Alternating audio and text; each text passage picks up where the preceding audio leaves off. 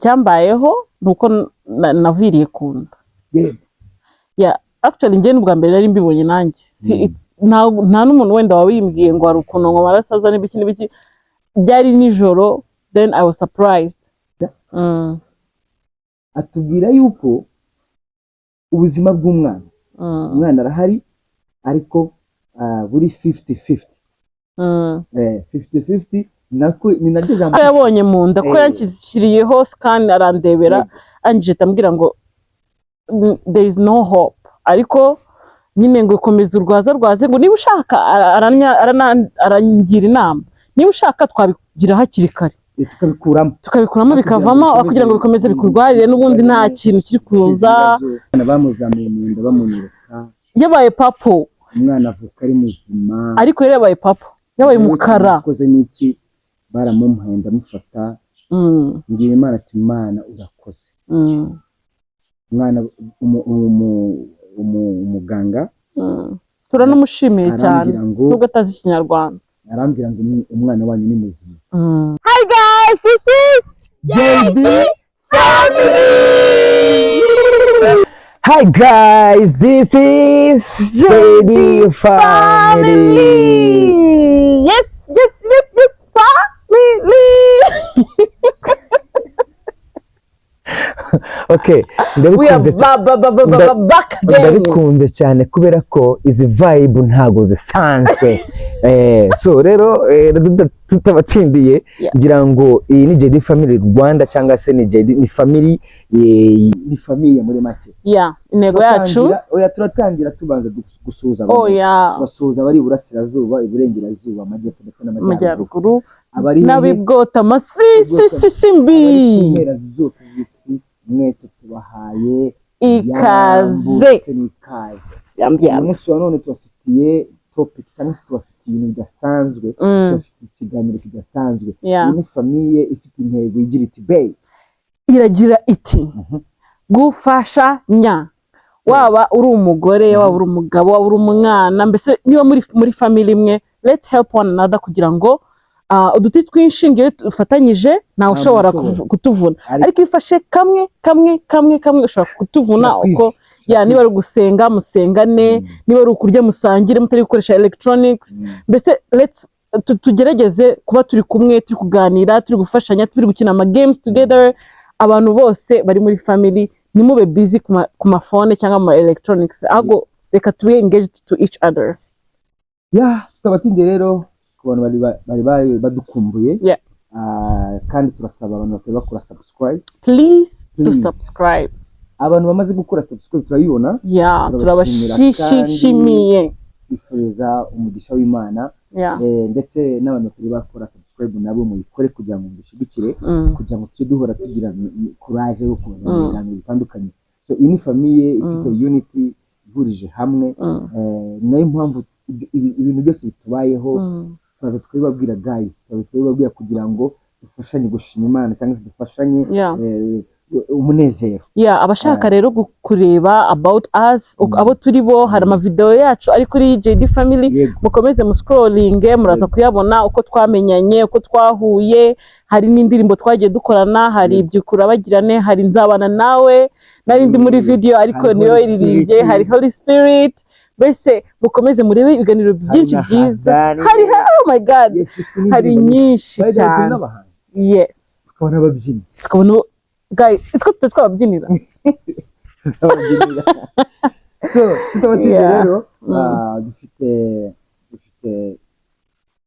ibintu biri ku mutima wacu, twumva dushaka gusangiza abantu badukurikirana, kuko hari ikintu Imana yadukoreye, kandi kwe guceceka, kubera ko hari umuvugabutumwa yavuze ngo nimba hari icyo Imana igukoreye, nimba hari igitangaza Yesu Kristo amukoreye, bisharinge bagenzi bawe, kugira ngo nabo kibagirire neza. Hari icyo gitangaza, hari igihe kivuga cyangwa se hari igihe utanga ubwo buhamya ukagira umuntu ubugirira neza. So natwe hari ibyo Imana yadukoreye, twumva tutagomba guceceka. Icyo Imana yadukoreye rero nta kindi. Icya mbere turayishima kubwo aho tugeze ubu ngubu turi family, dufite umwana umwe witwa Liam, ariko hari n'undi waje witwa Baby Larry. Yeah, Baby Larry rero ni umwana mwiza. Baby Larry niwe tugiye kuganiraho ubuhamya uburyo yaje, uburyo twakiriza kwe, uburyo twamenye ko ari mu nda. Yes. So hari abantu benshi bategura, tujya twumva ngo hari mu famille yateguye nyine bamaze kumenya ko batwite bakabitegura, cyangwa se bakavuga ati uyu munsi uyu n'uyu tugomba gutegura tujye gukurikiza. Ariko ibintu byatubayeho ntabwo tugeze from God. ni surprise mu Kinyarwanda ni iki? Ni surprise. Surprise niko gutungurwa n'Imana. Okay, gutungurwa n'Imana. Imana yaradutunguye. Urabona Liam yaramaze kugira imyaka 5. Noneho abantu batangira kutubwira ngo ese kimudakurikiza, ese ibyo byose bitangwa n'Imana. Guys, ibyo bitangwa n'Imana. Naho harigenda numva bavuga ngo sinzi ngo ibintu murya cyangwa se ngo ibintu mukora ngo bigatuma mubyaha. Je sinzi niba bibaho, ariko ikintu nzi nuko ibintu byose bitangwa n'Imana. Kandi twizera ko niba utanafite n'umwana cyangwa uri kuteganya kumugira, just trust in God, kuko process y'Imana niyo igena uko uzagenda, naho uzaca, n'abantu uzagira, cyangwa niba nabwo utazabagira, kuko hari buri muntu afite purpose ye kuri iyi si. Rero ubwo reka dukomeze twizere Imana, tuyihe ibyacu byose, dusurrending imibiri yacu n'ibyacu byose ku Imana, niyo ibigenga ikakwereka inzira unyuramo. Dukomeje kumvira Mwuka Wera. Yes, reka twinjire rero mu buhamya bwacu. Hari umunsi twicaye muri salo nka famille, ateka byari nko ku cyumweru, twaruhutse twese. So nari ndyamye gutya ku nda ya my baby, nari gusoma igitabo. Noneho namushize ugutwi kwanjye gutya ku nda, ku ntebe, twicaye ku ntebe. Wowe wari undyamyeho, njyewe nicaye. Noneho ngiye kumva numva mu nda yiwe, numva ikinyeganyega kidasanzwe. Hari ukuntu umuntu inzoka zigaragura mu nda, cyangwa se ukumva ikintu kiravuze mu nda ngo ukuntu ntubyiteho. Ariko njye narabyumvishije, numva ni ikintu kidasanzwe. Ndagize namwe ariko baby ikintu kiri kukuvuga mu nda, numva ibintu bidasanzwe.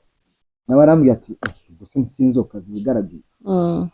Amatoya ndumva ari ibintu bidasanzwe. Nase ntabwo waba utwite? Nise mubaza.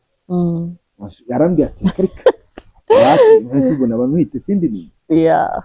So urumva njye nagize ngo actually kuko namvaga izo gru ariko ntabwo nari nzi exactly what was, ariko numvaga nyine ntabwo nabyitaye ibyo yambwiye. Ariko we yaraje like the next day anzanira test, akamubwira ngo nyamara testing maybe kuko this sound ntabwo isanzwe numvishe, ndasitestinga nsanga wapi nta kintu kirimo for sure. Noneho turakomeza like after 1 week, ariko muri week nkuzajya numva still byaguruguru zabaye guruguru. Noneho nyuma y'icyumweru ndavuga ariko reka, arambwira ngo reka njye kuzana iyindi, wenda iyi ngiyi ifite ikibazo, iyindi test. Aragenda arakazana pregnancy test yindi, hari akanini nk'ukuntu kubagurira muri pharmacy, arakazana avuga ngo njye gutestinga. I'm sure there is something. Ngiye gutestinga, guess what? Guess what? Kubantu bazi karaga test, iyo usanzeho udukoni tubiri muhita mutangira ikintu bita gushima. Yego. Sinzi nimba hari abantu babona kariya kantu muri famille bakarakara. Biterwa na situation, kubera ko ntabwo Imana itwemerera ko tugaragaza amarangamutima yacu. Rero niba urakaye ugaseka kandi ubabaye ntabwo ari byiza. Rero icyiza ni ukwerekana, mbese ereka nushaka kurira rira, nushaka guseka seka. Ariko hari famille zibona kariya kantu hari utuntu tubiri tukitambitse bakababa. Nibatubwire muri comment. Mutubwire muri comment nimba iyo hari famille ikoze test ya kariya kantu nimba bababara. Harababara. Ariko njye uwo munsi iyo ufite nk'abana benshi wenda udashaka kongeraho, ugasanga umugabo yarangije gushyira burabo aibo. So uwo munsi rero njyewe ntabwo nababaye, ariko abana ni umwandu uva ku Uwiteka. Nta mwana wavutse par accident, by the way, nta n'umwe uri accident, mwese mva abana bose natwe turi mu mugambi w'Imana. So reka rero babwize ukuri, njye narabibonye, ndebye imyaka ishize, imyaka 5, kandi mbona yagishije n'igihe kinini, nanjye ndavuga ati wow, Mana uhabwe icyubahiro, kubera ko ibi byose bikorwa nawe, iyi ni surprise yawe, no gutungurwa nawe, ahubwo duha imbaraga zo kubyakira, ndetse uduhe n'umunezero wo kumva bino bintu. Noneho icyo namubwiye ati rero urabona ko hari icyo Imana ikoze, twinjire rero mu mwuka, cyangwa se twinjire mu rugendo rwo kuba twamenya situation twinjiyemo. Niko rero kumubwira ngo noneho ntabwo namubwiye ngo tujye kwa muganga uwo munsi, ariko nyuma y'ingira ngo ibyumweru 2 tumaze kumenya ko atwite, hari ibintu byamubayeho. Ibyo bintu byamubayeho njye n'ubwa mbere nari mbibonye, kandi koko ni nanjye wabibonye. None ati ni biki?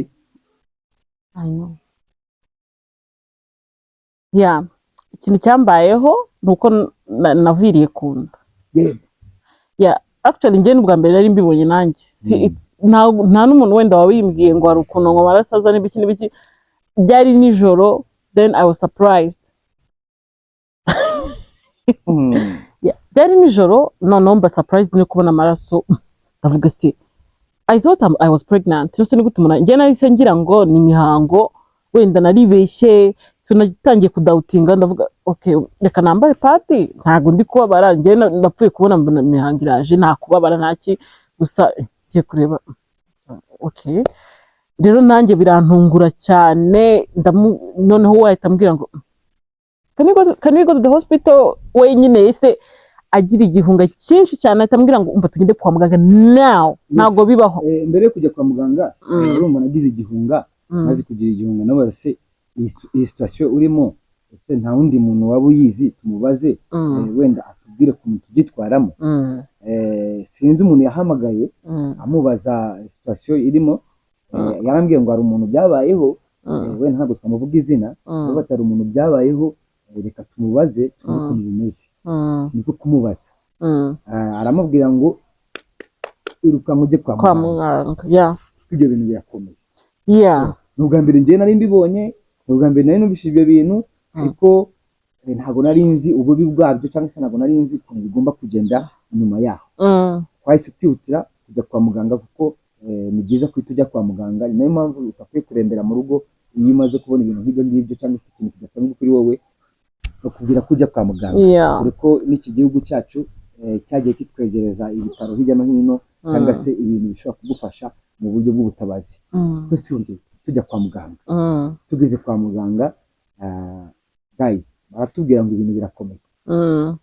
Baratubwira ngo ibintu birakomeye. None nagiye nijoro kuri nearest hospital, ko nagiye kuri clinic iri hafi yo mu rugo, then baratubwira ngo nsanga yo mu generalist, nari nshaka mu gynecologue, ariko mbonamo mu generalist. Ariko ibyo yakoraga byose navuga se nyine ari ukuntu aba generalist umuntu abavuga uyu nguyu, ukibazaho utuntu twinshi. Ariko njyewe nawe nasanzeyo arancekinga, ahita ambwira wapi pe, ibi bintu ni bibi cyane, anera n'ubwoba pe, arambwira ngo ibirakubaho byose ubyakire. Abantu bari kudukurikira, ibintu ntimubifata nk'aho byoroshye. Iyo umuganga akubwiye ikintu, na burya umuganga akenshi tumwizereramo, icyo akubwiye cyose akenshi wowe uhita ucyakira ko ari cyo. Muganga yaduciye intege, atubwira amagambo atari meza, ariko kubera ntabwo ari wowe wabivuze kubwo kwihimbira, ahubwo byari situation, nuko situation yari imeze. Noneho atubwira yuko atwite, kandi inda y'amezi 3, noneho akaba aviriye kunda. Atubwira yuko ubuzima bw'umwana, umwana arahari, ariko buri 50-50. 50-50, ni naryo jambo actually uyu mugeneraliste we yarambwiye ngo ntahe nzaze ejo mu gitondo ku gynecologist ku muginecologue nyine niwe uza urambwira neza ibihari ariko nta yarambwiye ngo for sure ntabwo bimeze neza genda mu rugo sinzi bitunini yampaye two kugira ngo sinzi two painkiller I think rero kuko naribwaga mu nda ariko kuko nyine ko ari n'ubwoba n'ibiki byose ndi kugira mva nkarira nk'umwana ndi kubaho ndi gusenga papa yamumva ahita asenga bayida turi kwa muganga yese asenga aravuga no jewe yanze kubyakira bakimara kumbwira ayo magambo ngira ikintu muri njyewe cyitwa kwizera ni nayo ngabo nkunda kurwanisha cyane ako kanya nese nakira kwizera mbwira Imana ndabwira Imana ati Mana duhaye umugisha ariko uyu mugisha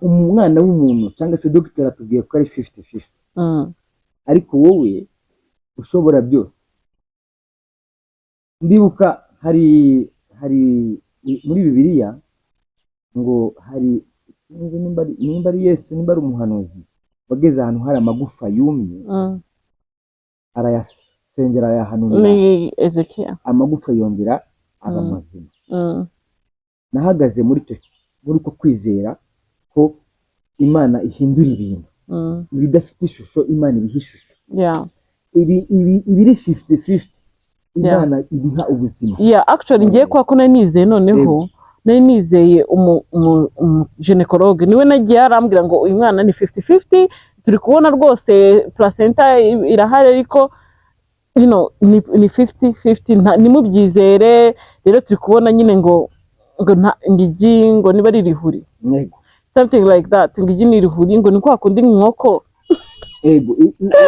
mara yanjye ari umuntu ukubwira ibintu igigi rihuri ngira ngo murabizi mwese igigi rihuri mu bifatika ngenda umutetsi njya nkunda guhura nabyo igigi rihuri iyo urimenye ritekwa ejo bundi kandi ararinyumvishije igigi rihuri ntabwo ritekwa riranuka riba ari ikintu cyabuze mbese ni ikintu ubwo nicyo yabonye mu nda ko yanshyiriyeho scan arandebera angije tambwira ngo there is no hope ariko nyine ngo komeza urwaze ngo niba ushaka arangira inama niba ushaka twabigira hakiri kare tukabikuramo bikavamo kugira ngo bikomeze bikurwarire n'ubundi nta kintu kiri kuza so you can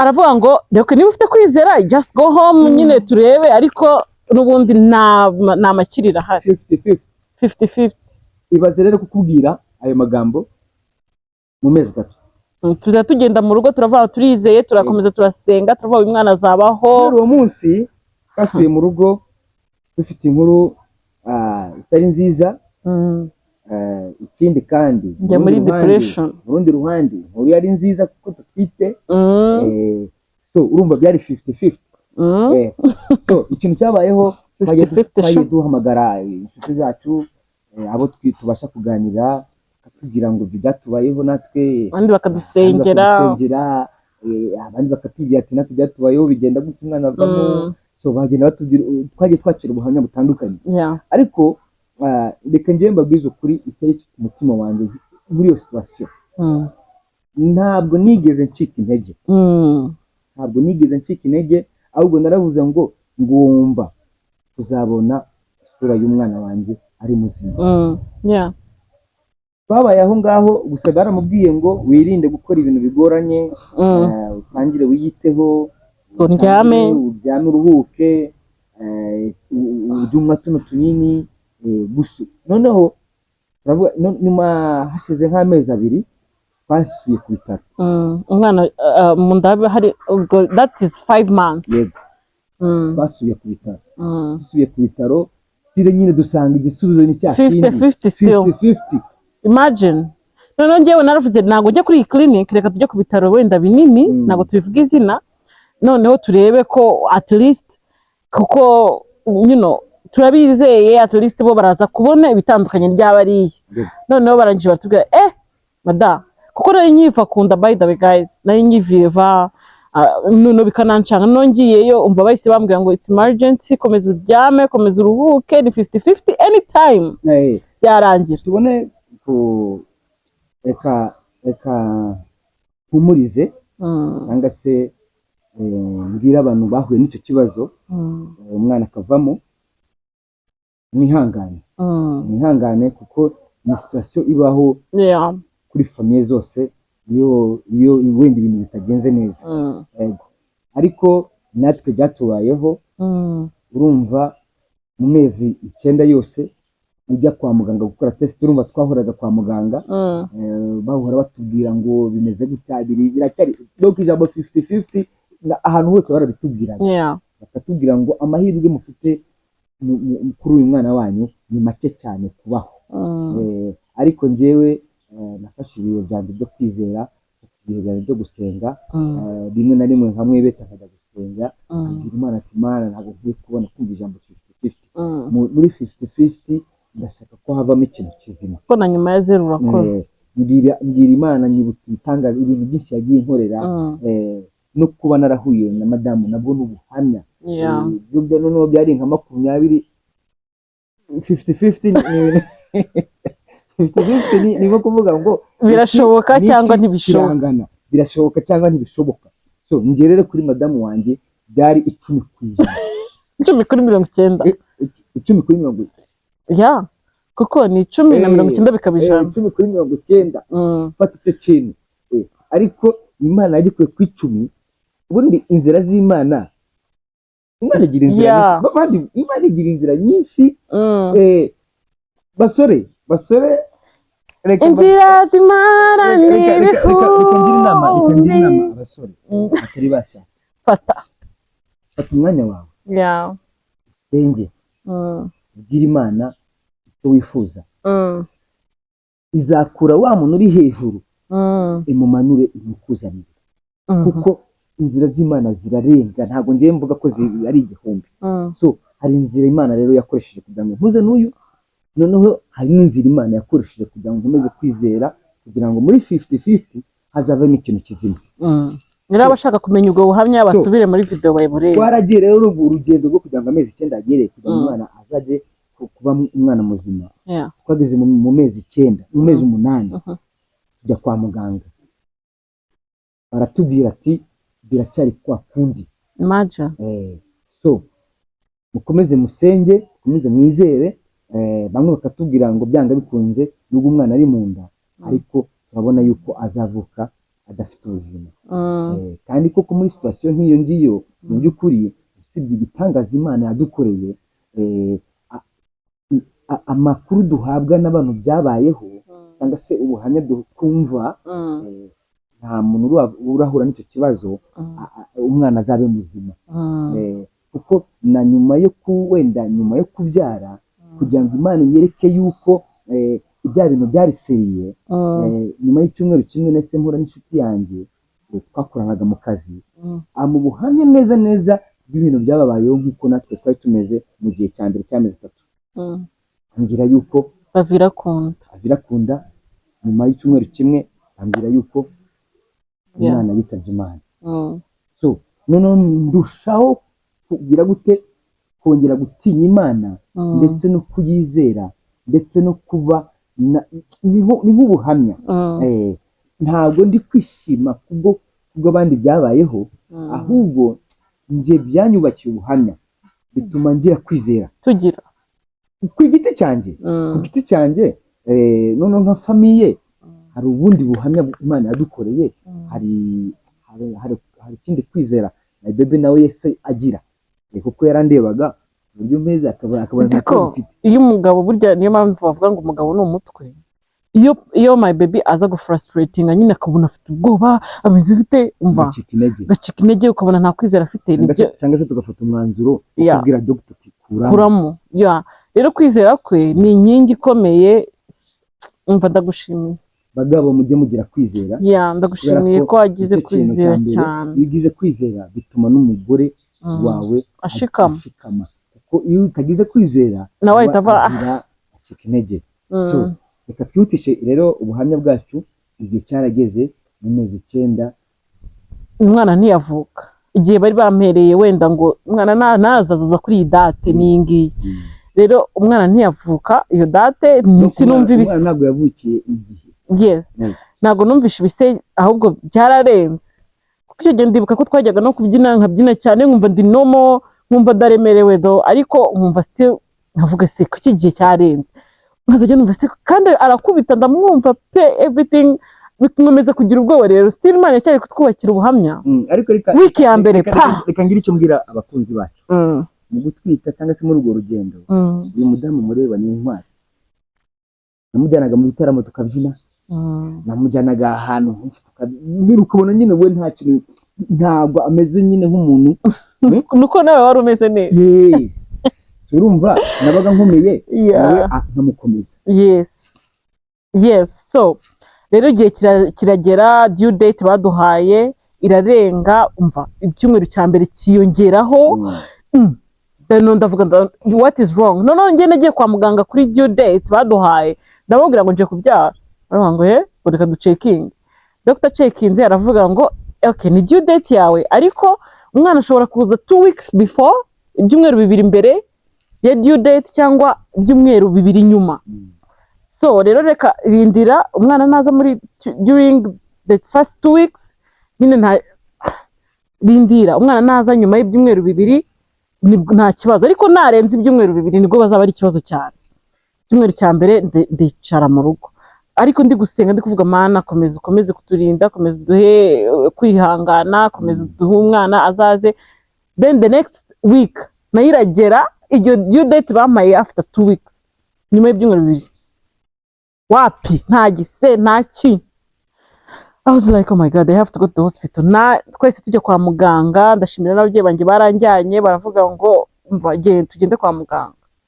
Baranjyana batambwira ngo nagutaha, reka dushakishe uburyo umwana okay nagaru kuvamo, reka dushakishe uburyo umwana abyarwa avuka. Thank you, avuka. Rero bahita banyinducinga, bampa ibitaro. Naje ndi ready ko arambwiye after 2 weeks nitaba byakunze uzaza witeguye kugumamo. Ubwo rero turaza njyayo, barajya kumva, nafashe na video rwose mugize kuyireba kuri JD Family, kuri birthday vlog y'umwana. Hagati aho ndashimira abantu bose bafashe umutwaro wacu bakadufasha gusenga. Harimo ababyeyi bacu, harimo abavandimwe bacu, harimo n'inshuti zacu. Ikindi turashimira n'ibitaro byatwakiriye muri iyo situation, baduca intege, bakomeza kudupushinga, dushyiramo icyizere, bakavuga ngo bibaho, it's okay. Umudokita yari umwana mwiza. Rero igihe kiragera finally, noneho ngo twarayemo the night, then muzareba video yose. Umwana ntabwo ibise byari ikibazo, kuko baranyinducinze bakazajya banyongerera ibise ngera kuri 5, kwa kundi nyine mu bibara tubibara ababyeyi, ngera kuri 5 ndi kubabara wagira ngo ndi ku 8.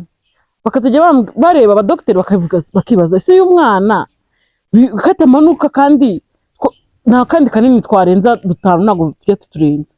Nutwo ngutwo rero nta kandi tuguha. Barebye basanga umwana ngo ari hejuru, baravuga rose turabigenza gute, barakomeza barahatiriza rero reka turebe wenda. Hari umuntu yageze kudusengera, aravuga ngo uyu mwana uri muri situation nk'iyi, aho kugira ngo azavuke ari ikigoryi cyangwa se azavuke ari ikimuga, icyo ni situation ngo umwana wamwijyanira. You have to say that though. Ntabwo namuvuga izina, ni abantu nyine ni benshi badusengeraga, pe. Ariko uwo muntu yarabivuze, gusa mu mbaraga, mu masengesho yari afite, kuko buri muntu wese asenga uko yumva imbaraga ze zingana. Ariko njyewe mu kwizera kwanjye nahise ndatokesha, ariko nongera ndavuga ngo nibyaye ikiboze irakirigata. Uko umwana yaba ameze kose, ni umwana kandi uko umwana yaza ameze kose ni umwana ni bakomeye cyane. So umwana avutse muri ubwo buryo nihanganisha ababyeyi bafite abana bameze batyo, mubiteho, mubakunde, mubifurize nabi, kuko umwana wese ngo aza ari umwana kandi umwana wese aba afite umugisha. So njye nari mpagaze mu kwizera mvuga ngo icyo Imana izama yacyakira. Cyangwa bavuga ngo Imana yongeye kuma ngo umukobwa, Imana yongeye kuma umuhungu kweli. Nyine ugasanga na gender wakiriye ntago yishimiye, kandi ntago uzi ko wenda ari the next minister, ntago uzi ko ari umupilote. Reka dusoze ubuhamya bwacu. So icyo nari ndi kuvuga rero, muri process yo kubyara nabyo byari intambara ikomeye cyane, kuko na expectingaga ko niba mutunini dutanu ndabona agiye kubise, kuko nari napushinze ku wa mbere kuri Liam, nari nzi ko kuri Larry nabwo nzapushinga. Noneho bamuri tunini ndavuga okay, ndaza kwihangana, ndakomeye, ndasenze, nkazajya nkora n'amasiporo, muzabibona kuri ya video ya delivery. Umva noneho biranga for sure.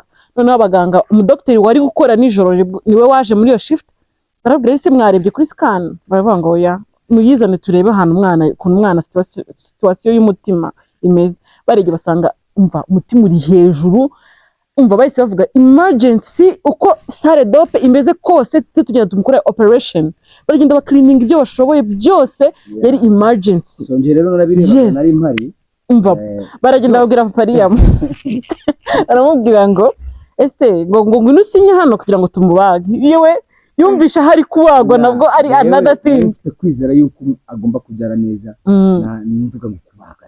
Umva ndagusabye, ari izi situation uko zimeze ntabwo nari nzi mu isi y'umwuka uko biri gukina. Na mama wanjye yarambwiye ngo umva aho bigeze reka bakubaga. Mu isi y'umwuka mama we ari kurwana nawe warwanaga n'umucyo. That's true. Warwanaga n'urumuri. Iyo batambagana yari umwe avuga agomba kubaho, undi mwuka agomba kubaho. Ni ukuryo nabyumva. Uri kunyumva. Noneho ubwo bamubwiye atavuga ngo oya ngo nimumubage, ndabwe narumuregera ngo I am dying, ndikupa. Noneho twasijyana muri sale yo kubagwa, ariko kuko nasinye kubaga ariko utabyakiriye neza rwose. Ntekereza ko bajya kumushwanya gusa, kuko ubwa mbere barambwiye ngo tukubagenda ku wa mbere, ngo yigo nta kibazo, bakundi tubinyereye ngo nta kibazo, atambwira ngo Bibiliya iravuga ngo yes. So kusoza rero baraje bane ikinya hano mu mugongo. So numva ibise byose birahagaze, ibintu byose ndetse numva amahoro menshi. Ndavuga ese we ubundi narwanaga n'ibiki by'ibise, umva bajye baba nzagira inama abamama bose nibazagiye baca muri buriya buribwe bukomeye kuri bajye bababaga. Ndabasabye bajye bababaga. Ndashimira leta y'u Rwanda isigaye ifite technology mu bintu nk'ibyo ngibyo. Umva bazanaga ndikubwishime ndiko ngo you guys are very amazing, I love my country. Ababonye video nandi gusa mama wanjye yabyaye abana 10 kandi bose ababyara abapushinga. Sinigeze mbona mama afite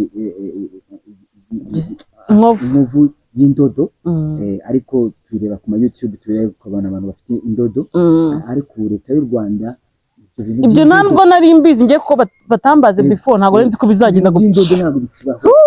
Fata umwana yarabikiniye ku ibintu by'ubuvuzi, please, ibintu by'ubuvuzi respect ku buyobozi bw'igihugu, kuko ibintu mwabishyize ku turashimira igihugu cy'u Rwanda. Ni ukuri umva baramujyanye bamukorera iyo system. Ndi kubabwira ngo doctor mwagiye mugira inama abamama bajya kubise, koko nibagiye baca muri buriya buribwe mukazajya baza akavugira mukafukira umwana ngo ntabwo azagira urukundo rw'umwana gute. Ngenda mukunda kandi barambaze baramubaze. Niyo mpamvu umwana bamuzamuye mu nda bamunyereka, yabaye papo. Umwana avuka ari muzima, ariko yari yabaye papo, yabaye umukara. Akoze n'iki baramumuhaye ndamufata, ngiye Imana ati Imana urakoze. Umwana umuganga turanamushimiye cyane nubwo atazi Ikinyarwanda. Arambwira ngo umwana wanyu ni muzima, ingingo zose ni nzima, amaso ni mazima, buri kintu cyose kireba umwana ikintu cyanshimishije ni ukuntu muri operation room wenda nagomba ndi kureba ariko we yari ari kureba situation zose buri muntu aba yiteguye buri muntu afite utuntu haba harimo abantu benshi abantu barenze nka 20 buri muntu wese afite akantu so ni kwa kuntu umuntu yita ku ubundi ikintu kitwita umuntu twitaho cyane cyane n'Imana ariko ukuntu Imana ishyira ubwenge mu bantu buri muntu wese ku buryo nta kintu kigomba kubura ako kanya guys ibyo bitaro ntabwo ngiye kubivuga ariko ndabishimira cyane umwana yavutse ameze neza umwana bamwitaye n'ubundi ari muri video bazabirebe tugomba kumubereka ameze neza twamwise amazina 3 harimo Mugema Zion Rally Zion bivuga Zion bisobanura heaven ijuru ijuru Zion Rally bisobanura victory and conquer ndetse no gukomera so urumva rero ko mu by'ukuri ubutsinzi Imana yabidukoreye ibyo umwana mwiza udafite ikibazo Imana ni intsinzi udafite ubusembwa na hamwe ni ukuri turashima Imana cyane ubuhamya bwacu ni ugushima Imana twongera duhumuriza ababyeyi bahuye n'icyo kibazo kugira gukomera no kandi na nyuma ya zeru irakora ntimuzacike intege mukomeze mwizere Imana izongera ikore n'ibindi yego uwo mwana rero I don't know tumubereke ubu rero twari turi coefficientinga turi mu mashimwe turi ku mashimwe tuzakore ikindi kiganiro none tumwicaranye hano tumufite bamureba uburyo ari gukina agize amezi 4 n'igice ngira ngo actually turi kuri tariki 26 kuri 28 harabura iminsi 3 reka ku munsi w'amezi 5 tuzakora ikiganiro kwizihiza anniversaire y'amezi 5 guys murakoze thank you so much JD family turabakunda kandi barifuriza kugubwa neza kandi tukihanganisha famille zahigiye zihura n'ibyo bibazo kuko ibibazo nta hantu bitaba ko turi mu isi ariko twizeye ko Imana yacu ikomeye kandi isubiza abantu rero batari bakora subscribe cyangwa se abantu bumvishe buno buhamya bwacu mu duhe comment ko mubyumva umuntu akore subscribe kuri JD Family Rwanda dushigikire ubundi dukomeze natwe tubahe ibintu byiza tubabwire icyo Imana yadukoreye tubabwire imirimo n'ibitangaza by'Imana kandi Imana ibahe umugisha umva basezera nawe thank you very much abatwumvishe paka ikiganiro kirangiye turabashimiye cyane kandi ikindi twavuga ngo reka dukomeze dusenge twizere Imana ngo niyo iduha imbaraga zo kugira ngo ubuzima tubunyuremo kuko without God tuba turi mu mwijima idafite Yesu Kristo umwami n'umukiza nta hantu ubujye uri kugendera mu mwijima rero reka tugendere mu mucyo kugira ngo ukomeze kutubera mbese nk'ikiraro kijya mu ijuru yego turashirema n'umuntu uri kuri behind camera Imana nawe ikomeze mu umugisha kandi ndashimira n'ababyeyi cyane batubaye hafi Imana ikomeze baho umugisha ikomeze ibarinde kuko nabo mumaro yes ni JD Family Rwanda naho utaha ciao turabakunda love you Fritz good nabaretse tugiye gukora akantu ko gushyiramo ka publicité ka coffee tuza gushyiramo hagati abantu bashaka coffee nyine about coffee kugira ngo tujye twamamaza coffee ahantu wasanga ni mu Biryogo i Masaka tuvuga something short about coffee kubona ushaka coffee iryoshye y'umwimerere dufite coffee kubumwe speciality yacu abantu babona zino vibe dufite izi mbaraga dufite ni kubera ko twanyweye ikawa ikawa yitwa ubumwe coffee ni ikawa nziza cyane ni speciality yacu guys dufite speciality yacu y'ikawa nziza cyane ifite beans za arabica rero batuye Kicukiro Masaka mu yes Biryogo cyangwa se za Kabuga za Rusheshe za Yabaraya muze hano mu Biryogo hepfo Gikari kuri etage hariya mu Biryogo wahageze ukavuga ati mu bimwe coffee kwa MD muze tubashyire neza dufite services zitandukanye cyane cyane tubagezaho n'ikawa nziza cyane kandi y'umwimerere y'umwimerere. Ubwo tuzajya tubahereza udushow dutandukanye kuri coffee shop. Ni ahantu heza cyane rero ujya uza urelaxinge, ni ahantu heza umva uzaze wo uzadushimira nyuma. Murakoze cyane. Welcome.